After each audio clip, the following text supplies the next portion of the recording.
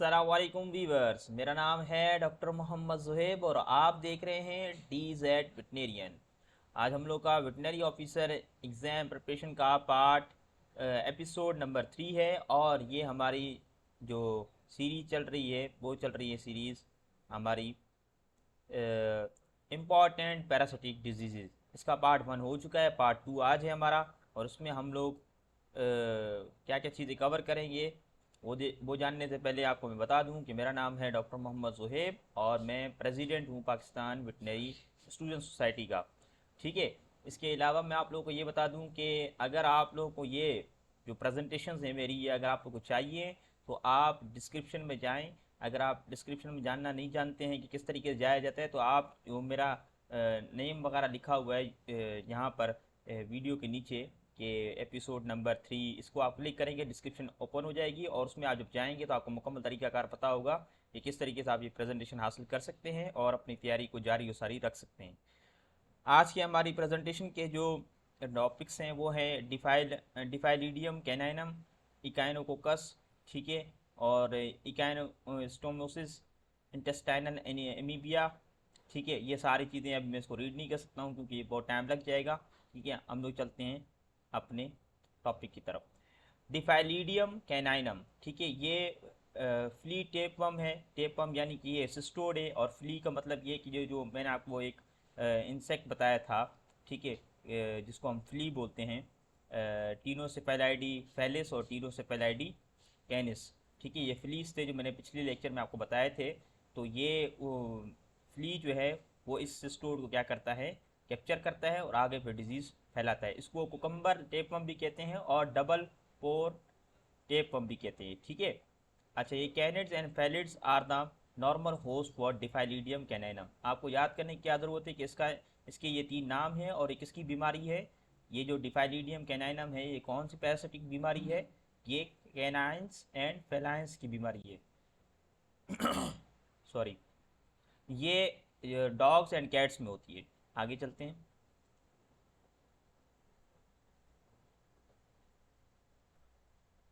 अच्छा, ये जो नंबर है ना 14 एंड 13, ये आप देख लें। ये 12 डिजीज़ पहले मैं पढ़ा चुका हूँ पिछले लेक्चर में, तो अभी हम 13वें नंबर से शुरू कर रहे हैं। ठीक है। इकाइनोकोकस, ठीक है, इकाइनोकोकस हमारे पास दो किस्म के होते हैं, इकाइनोकोकस ग्रेनुलोसस, इकाइनोकोकस मल्टीक्यूलरिस। ठीक है, मल्टीलोक्यूलरिस। अच्छा, इसको हम लोग हाइड्रेटेड डिजीज़ भी बोलते हैं, सही है। और rest in intestine and then invade, ये पहले तो इंटेस्टाइन में मौजूद होते हैं और उसके बाद फिर ये क्या करते हैं, इन्वेड हो जाते हैं, यानी घुस कर इंटेस्टाइन की वॉल से घुस कर अंदर फिर ब्लड स्ट्रीम की तरफ चले जाते हैं, ब्लड में चले जाते हैं और वहाँ से फिर मुख्तलिफ ऑर्गन्स में जाकर मसले पैदा करते हैं। ये देखें यहाँ पे लिखा हुआ है इकाइनोकोकस ग्रेनुलोसस, ये डॉग्स की बीमारी है। ठीक है, causes cystic echinococcus liver and lungs, यानी कि लिवर और लंग्स को ज़्यादातर ये अफेक्ट करता है, यानी कि इन्वेड होकर सीधा कहाँ चला जाता है, लिवर और लंग्स में, और वहाँ पर सिस्ट बना देते हैं। सिस्ट यानी छोटे छोटे दाने बना देता है, जो कि आप पोस्टमार्टम में देख भी सकते हो। तो डॉग्स के लिए कौन सा पैरासाइट होगा, इकाइनोकोकस ग्रेनुलोसस। और जो रेड फॉक्स होंगे उनके लिए कौन सा होगा, इकाइनोकोकस मल्टीलोक्यूलरिस। ठीक है, और ये एल्वुलर इकाइनोकोकस इसको कहते हैं। ठीक है, ये रेस्पिरेटरी सिस्टम में जाके सिस्ट बनाता है। अच्छा, ये जो हमारे पास पैरासाइट्स हैं ये ब्रेन को भी अटैक करते हैं, हार्ट को भी अटैक करते हैं, क्योंकि जब ये इन्वेड हो जाते हैं ब्लड में चले जाते हैं फिर वहाँ से ये मुख्तलिफ ऑर्गन्स की तरफ चले जाते हैं। ठीक है।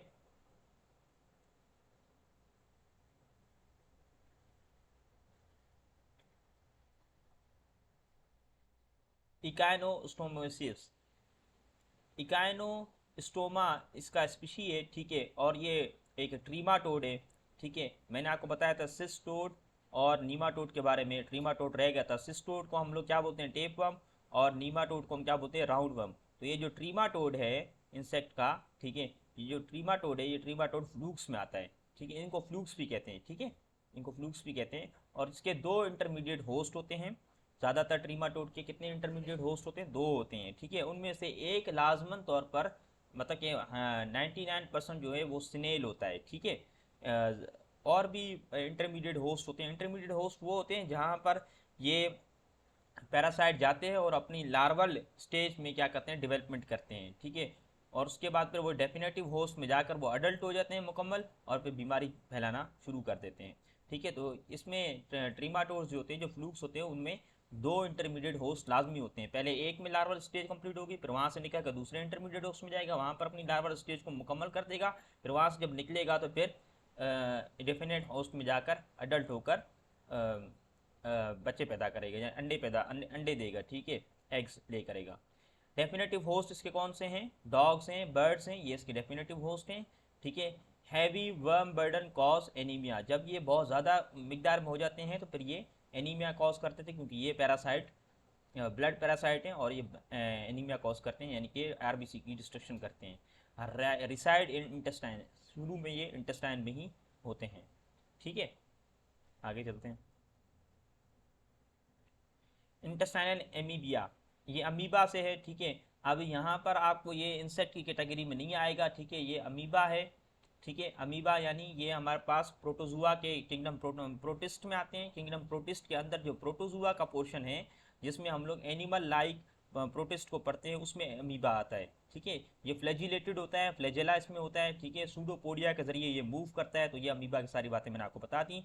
इंटेस्टाइनल अमीबिया, ये हमारे पास एंटमीबा कोलाई, एंटमीबा हार्टमनी, एंटमीबा पोलैकी, ये नॉन पैथोजेनिक होते हैं, ये इंटेस्टाइन में मौजूद होते हैं, लेकिन ये क्या करते हैं, बीमारी कॉज नहीं करते। जबकि जो एंटमीबा हिस्टोलाइटिका है, ये पैथोजेनिक होता है। आपको बस इतनी बातें याद रखनी है। ठीक है, अच्छा, ये जो एंटमीबा कोलाई है, इसको आपने इस्चीरिचिया कोलाई से आपने इसको डिफ्रेंशिएट करना है। इस्चीरिचिया कोलाई एक अलग वो बैक्टीरिया है एक। ठीक है, ये एंटमीबा कोलाई है, ये बैक्टीरिया नहीं है, ये अमीबा है। ठीक है, ये प्रोटोजुआ है, ये प्रोटिस्ट किंगडम में आता है, ये किंगडम प्रोकैरियोट में नहीं आता। इस्चीरिचिया कोलाई किंगडम प्रोकैरियोट्स में आता है।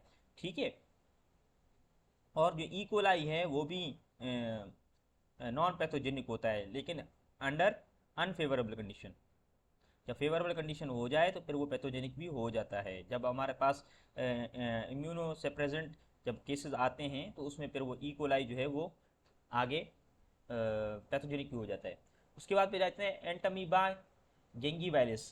जेंगीवालिस ये भी क्या है, नॉन पैथोजेनिक है, और ये ह्यूमन के ऑरल कैविटी में मौजूद होता है, और दांतों वगैरह को ये अफेक्ट करता है जब फेवरेबल कंडीशन आ जाती है। जब इंसान अपना माउथ क्लियर नहीं रखता है, ब्रश वगैरह नहीं करता है, और खाना खाता है, उसके बाद सफाई नहीं करता है मुंह की। ठीक है, तो फिर उसमें दांतों में जो मसले आते हैं, उसमें ये पैरासाइट होता है। ठीक है, अच्छा, एमीबिएसिस। एमीबिएसिस, अब वही बात आ गई, जो अमीबा के जरिए डिजीज फैले उसे क्या बोलते हैं, अमीबिएसिस। और अब अमीबा के जरिए कौन सा अमीबा इसको फैलाते हैं, एंटमीबा हिस्टोलाइटिका, जो पैथोजेनिक था।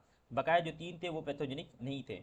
न्यूमिनल एमीबिएसिस है ना, सिवियर डायजेंट्री। न्यूमिनल एमीबिएसिस का मतलब ये है कि ये इन्वेड कर जाता है। ठीक है, ये जो ल्यूमन है उसको क्या करता है, खाता है और उसको ख़राब करता है, अल्सर कॉज करता है, और फिर वहाँ से क्या करता है, इन्वेड हो जाता है।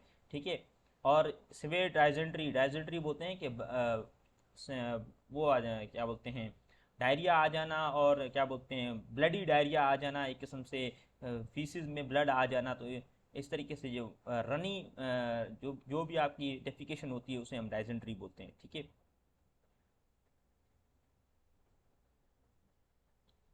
आगे आ जाता है एंटेरोबाइसिस। एंटेरोबायोस वर्मिकुलरिस। ठीक है, ये निमाटोड है, राउंड वर्म है, ये इसको ह्यूमन पिनवर्म भी कहते हैं, और सीट वर्म भी कहते हैं, थ्रेड वर्म भी कहते हैं। ठीक है, इसका आपने याद रखना है इन चीज़ों को, कि इस बैक्टीरिया का, इस पैरासाइट का, बैक्टीरिया नहीं, इस पैरासाइट का नाम क्या है। इसको ह्यूमन पिनवर्म भी कहते हैं। आपसे एमसीक्यू में ये पूछा जा सकता है, और पूछा गया भी गया है बहुत मरतबा, कि इस पैरासाइट का दूसरा नाम क्या है। ठीक है, तो मेनली फाउंड इन अपेंडिक्स, ये अपेंडिक्स में होता है। जब हम लोग अपेंडिक्स निकाल रहे होते हैं, तो उसके अपेंडिक्स में ये मेनली मौजूद होता है। Intestine affected, abdominal pain, intestine affect होता है और एब्डोमिनल पेन भी होता है। फिशुलाइसिस, ठीक है, फिशोला गाइगेंटिका।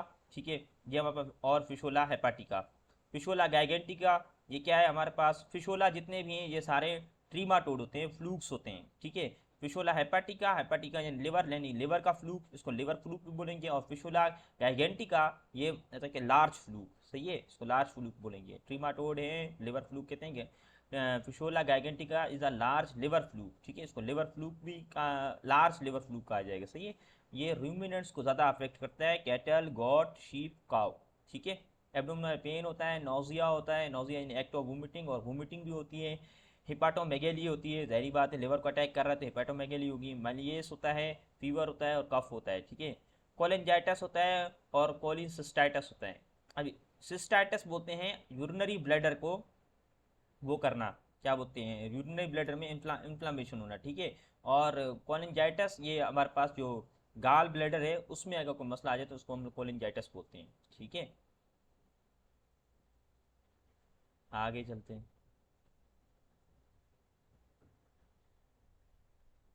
फिशुलॉप्सिस, ठीक है, फिशुलॉप्सिस बस्काई, द लार्जेस्ट इंटेस्टाइनल फ्लूक। ये फिशुलॉप्सिस है, वो फिशुलैसिस था, ठीक है, फिशोला था, ये फिशुलॉप्सिस है, ठीक है। ये लार्जेस्ट इंटेस्टाइनल फ्लूक है, सही है, इंटेस्टाइन का फ्लूक है। ये नाम याद रखने, बहुत इंपॉर्टेंट डिजीज़ में यहाँ पे आपके साथ डिस्कस कर रहा हूँ मैं, ऐसे लुटी पुटी कोई भी डिजीज़ यहाँ पे नहीं लाता हूँ, ठीक है। बड़ी डिजीज़ बहुत ज़्यादा हैं, आप ये जो मैंने रेफरेंस दिया हुआ है आपको इस प्रेजेंटेशन में DPDX का, आप वहाँ पे देखेंगे तो आपको तकरीबन 500-600 डिजीज़ बताएगा। लेकिन मैं सिर्फ आप लोगों के सामने कितनी डिजीज़ लाता हूँ, 40 से 50 डिजीज़ मुकम्मल होंगी हमारी, उसमें ही हम पैरासाइट को सारे क्लियर, पैरासाइटोलॉजी क्लियर कर लेंगे। Pigs humans are affected, pigs और ह्यूमंस में ज़्यादा होता है। Diarrhoea, abdominal pain, fever, ascites, ascites यानी कि पेरिटोनियल कैविटी में फ्लूइड आ जाना, एनासार्का यानी कि भूख का नहीं लगना और वेट लॉस होना, ठीक है। इंटेस्टाइनल ऑब्स्ट्रक्शन, ये इसके साइंस एंड सिम्टम्स हैं। जार्डियसिस, जार्डियसिस ड्यूडेनेलिस, इसको जाइडिया लैम्पलिया और जाइडिया इंटेस्टाइनस भी कहते हैं, ठीक है।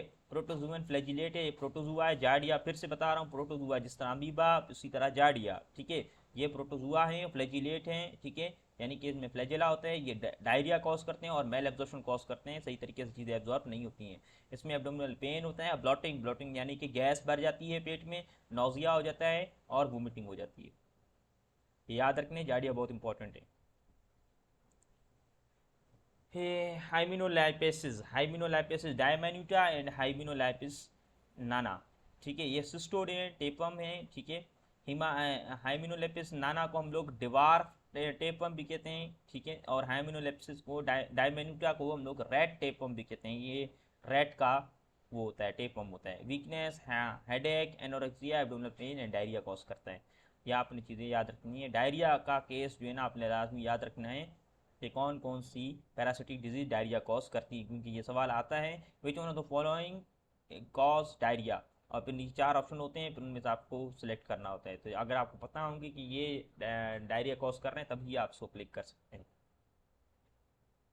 टिक्स, पीछे पिछली स्लाइड में, पिछली प्रेजेंटेशन में जो हम लोग पार्ट 1 था उसमें मैंने आपको लाइसिस के बारे में बताया था, फ्लीज के बारे में बताया था। अब मैं आपको टिक्स के बारे में बताऊंगा। टिक्स हमारे पास 2 किस्म के होते हैं, हार्ड टिक होता है और सॉफ्ट टिक होता है। जो हार्ड टिक होता है उसको हम एक्सोडाइडी फैमिली कहते हैं, और जो सॉफ्ट टिक होता है उसको हम आर्गासाइडी फैमिली कहते हैं, ठीक है। जो हमारे पास इसके मुख्तलिफ स्पीशीज़ हैं वो हैं डर्मा सेंटर, ठीक है, एक्सोडिस, ठीक है, ऑर्निथोरोडोस, ऑर्निथोडो थोडोरस, ठीक है, और रिफाइसी पेलिस। अच्छा, इसके फिर हमारे पास टिक्स के हमारे पास 3 स्टेज होते हैं, लार्वल होता है, निम्फल होता है और अडल्ट स्टेज होता है, ठीक है। इसमें हमारे पास 4 नहीं होते, जैसे फ्लीज में 4 थे ना, इसमें 4 नहीं होते, इसमें 3 होते हैं, लार्वल, निम्फल और अडल्ट, ठीक है। ये 1 होस्ट, 2 होस्ट और 3 होस्ट भी होता है। इसका क्या मतलब, इसका मतलब ये है कि कुछ ऐसे होते हैं जिनका एक होस्ट होता है, उसी में ये लार्वा स्टेज से निम्फल में, निम्फल से एडल्ट में डेवलप हो जाते हैं। कुछ ऐसे होते हैं जो कि 2 होस्ट वाले होते हैं, यानी एक होस्ट में वो जाते हैं, वो लार्वा से निम्फल में कन्वर्ट होते हैं, फिर दूसरे होस्ट में जाकर वो निम्फल से अडल्ट में कन्वर्ट होते हैं। जो 3 होस्ट वाले होते हैं वो एक जो है वो लार्वा में कन्वर्ट होता है, फिर दूसरा लिम्फल से दूसरे लिम्फल में कन्वर्ट होता है, ठीक है, N1 से N2 में, ठीक है। उसके बाद फिर वो क्या करता है, जब डेफिनेटिव होस्ट में जाता है, आखिरी होस्ट में जाता है, वो उसमें फिर वो लिम्फल 2 से वो फिर अडल्ट में कन्वर्ट हो जाता है, ठीक है। यानी ये डेवलपमेंटल स्टेजेस की बुनियाद पर इसको क्लासीफाई किया गया है, 1 होस्ट, 2 होस्ट, 3 होस्ट। लेशमीनियसिस, ठीक है, ये भी उसी तरीके से जार्डिया, अमीबा, तो ये लश्मीनिया, ये इंपॉर्टेंट हैं, इंपॉर्टेंट डिजीज हैं, ठीक है। इसको काला अजहर भी कहा जाता है। जो चीज़ें मैं यहाँ पर वो कर रहा हूँ, हाईलाइट कर रहा हूँ, इसको आप लोग याद रखें, बहुत अहम है। काला अजहर इसको कहा जाता है, ठीक है, विसरल लिशमीनियसिस को, ठीक है। 2 किस्म की लिशमीनियसिस होती हैं, क्यूटेनियस और विसरल, और म्यूकोजल 3 होती हैं, ठीक है। इन दोनों को काला आज़र नहीं कहा जाता है, जो विसरल होती है उसको काला आज़र कहा जाता है। ठीक है, अब ये क्या है, ये देखते हैं। ठीक है, leishmaniasis species vector borne disease that is transmitted by sand fly. ये बहुत इंपॉर्टेंट पॉइंट है कि ये जो लिशमिनियासिस है ये सैंड फ्लाइज के जरिए फैलती है। जो मैंने आपको पहले बताया था सीसी फ्लाई के जरिए कौन सी डिजीज फैलती है, आप लोग कमेंट सेक्शन में बताएं। मुझे पता है, लेकिन आप लोग कमेंट सेक्शन में बताएं कि सीसी फ्लाई से कौन सी बीमारी फैलती है, क्योंकि ये क्वेश्चन पेपर में आया हुआ है। ठीक है, आपने लाजमी कमेंट सेक्शन में ये बताना है। अच्छा, तो ये सैंड फ्लाई के ज़रिए फैलती है लिशमिनियासिस, और मैं अगले लेक्चर में ये बात पूछूंगा भी। ठीक है। अच्छा, leishmaniasis is transmitted by the bite of infected female phlebotomine sand fly. देखिए सैंड फ्लाई का नाम भी आ गया, फीमेल फेलाबोटोमाइन। ठीक है, विसरल, क्यूटेनियस और म्यूकोजल, ये तीन किस्म की होती हैं लिशमिनियासिस। विसरल, विसरल कौन सी होती है, जो विसरल ऑर्गन में जाए, यानी कि जो हमारे इंपॉर्टेंट ऑर्गन हैं, हार्ट हो गया, लिवर हो गया, ठीक है, स्प्लीन हो गया, इसी तरीके से लंग्स हो गए, ब्रेन हो गया, ये विसरल ऑर्गन है हमारे। ठीक है, इनमें अगर लिशमीनिया पहुंच जाए इन्वेट करके तो फिर ये क्या हो जाता है, विसरल लिशमीनियासिस हो जाता है। क्यूटेनियस जो कि हमारे स्किन तक ही महदूद रहे, ठीक है, उसे क्या होता है क्यूटेनियस। और म्यूकोजल जो हमारे म्यूकोजल मेम्ब्रेन, ठीक है, माउथ ओरल कैविटीज़ के अंदर म्यूकोजा तक रहे तो उसको म्यूकोजल फॉर्म कहते हैं। ठीक है, enlarged spleen and liver इसमें हो जाता है low red blood cell count, anaemia हो जाता है, low white blood cell count, low platelet, हाँ पेलाटेट, ठीक है, काउंट सही है। तो ये हमारे पास इसके साइंस एंड सिम्टम्स हैं। टॉक्सोकारियोसिस, ठीक है, टॉक्सोकारा कैनिस एंड टॉक्सोकारा कैटी, ठीक है, ये राउंड वर्म है, निमाटोड है, सही है। Undercooked beef, lamb, chicken, duck meat, ये इसके पार्टिकुलरली अगर इनके हम लिवर्स खाएं और वो भी सही तरीके से पके हुए ना हो, जैसे हम टिक्के वगैरह बनाते हैं, तो फिर इससे हमें क्या हो जाती है, टॉक्सोकारियोसिस हो जाती है। ठीक है, और visceral larva migraines and ocular larva migraines, ये दो किस्म के लार्वा माइग्रेन्स हैं, इसके इसके लार्वा फॉर्म्स हैं। एक विसरल होती है जो विसरल ऑर्गन्स में जाएगी, और एक ओक्यूलर होती है जो आँख तक ही महदूद रहती है, आँख में मसले करती है। न्यूरोटॉक्सोकारियोसिस और न्यूरल लार्वा माइग्रेन्स वो होती हैं जो कि नर्वस सिस्टम तक पहुंच जाती हैं और हम मेनिंजाइटिस वगैरह कॉज कर लेती हैं। Pediculosis, pediculosis they are ectoparasite whose only known host are humans, body lice भी कहते हैं। ठीक है, अब यहाँ पर ये लाने की ज़रूरत क्या थी, देखिए हमने तो हेयर लाइस पढ़े हैं जो हमारे हेयर्स में होते हैं, लेकिन बॉडी लाइस नहीं पढ़े। तो ये पेडिकुलोसिस जो है ये हमारे पास एक्टोपैरासाइट है, इनको हम बॉडी लाइस भी कहते हैं, जो बॉडी पर हमारे पास जुएँ होती हैं। अब ये बॉडी पर जुएँ आप पहली मरतबा सुन रहे हैं, लेकिन बायोलॉजिकली मौजूद हैं, तो हमें इसको पढ़ना पड़ रहा है। यूएसएस, लुआ लुआ, ठीक है, ये नीमाटोड है, commonly refer to as the African eyeworm. देखिए इसको लाने की ज़रूरत क्या थी, क्योंकि ये नाम बड़ा ख़तरनाक है, अफ्रीकन आईवर्म। ये जो इंपॉर्टेंट नाम होते हैं, human pinworm, African eyeworm, African sickness, kala azar, ठीक है, ये इंपॉर्टेंट लफ्ज़ होते हैं, ब्लैक वर्म, ठीक है, इस तरीके से ये बड़े इंपॉर्टेंट नेम्स होते हैं जो आप लोगों को याद रखने चाहिए, और यही चीज़ें इंपॉर्टेंट पूछी जाती हैं। African eye worm is also called as Loa loa, ठीक है, और फ्लाइज इसके वेक्टर हैं। आप ये भी पूछ सकते हैं African eye worm is transmitted by dash flies, ticks, lice, आप क्या करेंगे, फ्लाइज को टिक करेंगे। ठीक है, एक्वेटिक ओलिगोशाइट वर्म, ठीक है, लम्ब्रिक्यूलस वेराइगेटस, ठीक है, इसको also known as black worm, इसको ब्लैक वर्म कहा जाता है, तो ब्लैक वर्म का नाम भी आपको आना चाहिए। Haematuria and sometime abdominal pain, fever and kidney problems, इसमें वहाँ हीमाचूरिया होता है, यानी कि यूरिन में ब्लड आता है, एब्डोमिनल पेन होता है, लिवर होता है, और किडनी के प्रॉब्लम्स होते हैं। लिम्फेटिक फाइलेरिएसिस, ठीक है, सॉरी, लिम्फेटिक फाइलेरिएसिस, ये विचुरिचिया बैनक्रॉफ्टी पैरासाइट के ज़रिए होता है। ठीक है, और मॉस्किटो बॉर्न फाइलेरियल निमाटोड है, ठीक है, मॉस्किटो के ज़रिए फैलता है।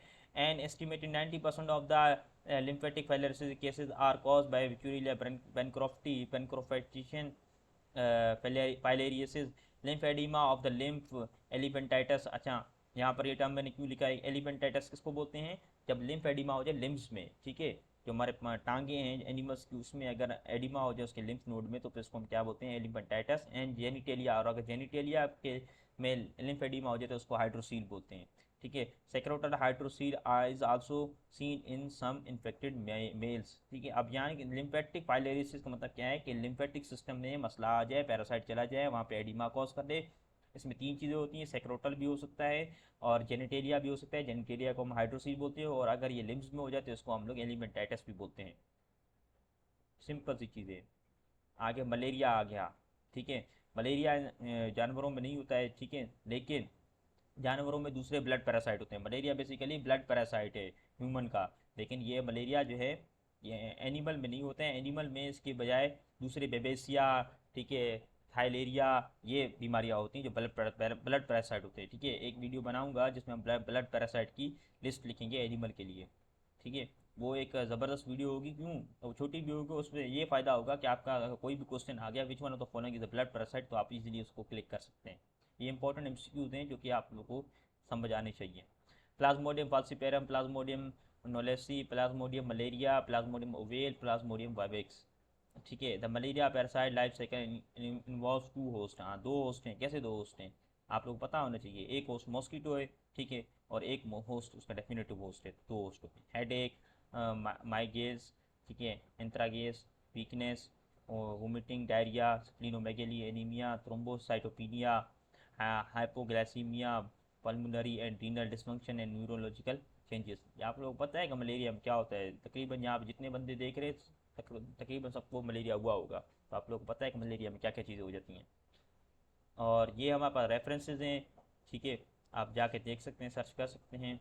डीजेड वेटनेरियन मेरा चैनल है, इसको आप लोग सब्सक्राइब करें, लाइक करें, कमेंट करें। अगर आप लोगों को वीडियो अच्छी लगती है तो लाइक कर लिया करें, ठीक है। दूसरी बात ये है कि मेरी प्रोनाउंसिएशन का मसला है, उसके लिए मैं बार बार माजरत कर रहा हूँ। चीज़ों को सही तरीके से मैं स्पेल नहीं कर पा रहा हूँ, ठीक है, क्योंकि वीडियो बनाते वक्त एक कॉन्फिडेंट होता है, वो कॉन्फिडेंट मेरे अंदर अभी तक फ़िलहाल डेवलप नहीं हुआ है, क्योंकि मैं अभी तक अर्ली स्टेज पर हूँ यूट्यूब के, ठीक है। तो मेरे से ये चीज़ें मिस हो जाती हैं, इसके लिए मैं माजरत चाहता हूँ। लेकिन जो चीज़ें मैं लिखी हुई हैं वो उसी तरीके की स्पेलिंग उसकी सही होती है। सो अगर आप लोगों को वीडियो अच्छी लगी है तो आप लाइक करें और अपने दोस्तों को लाजमी शेयर करें, क्योंकि हमारा ये कारवां चलता रहेगा। Thank you. अगर आपके पास कोई क्वेश्चन है तो आप ईमेल कर सकते हैं, नंबर पर मैसेज कर सकते हैं, और यूट्यूब से आप मुझे अप्रोच कर सकते हैं। नेक्स्ट वीडियो तक के लिए दीजिए मुझे इजाज़त। अपना ढेर सारा ख्याल रखिए। अल्लाह हाफिज़।